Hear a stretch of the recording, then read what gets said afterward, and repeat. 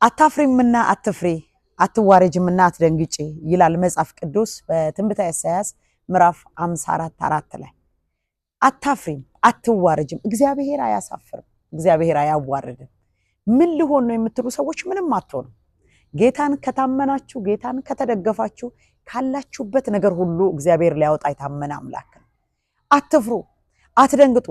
በመጽሐፍ ቅዱሳችን ላይ 365 ጊዜ አትፍራ የሚል ቃል ተጽፏል። ያ ማለት ለየዕለቱ ለየቀኑ አንዳንድ አትፍራ አለ ማለት ነው።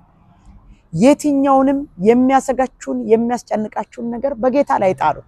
ዛሬ ያላችሁበትን የሚያስፈራ ሁኔታ ታልፉታላችሁ። ዛሬ ያላችሁበትን የሚያስለቅስ ሁኔታ ታልፉታላችሁ። የመከራ ጊዜ እንደሚያልፍ፣ የችግር ጊዜ እንደሚያልፍ ሁሉ አሁን ያላችሁበት ጊዜ ያልፋል። እግዚአብሔር ከእናንተ ጋር ነው። እግዚአብሔር ይረዳችኋል። ልረዳችሁ ሊያግዛችሁ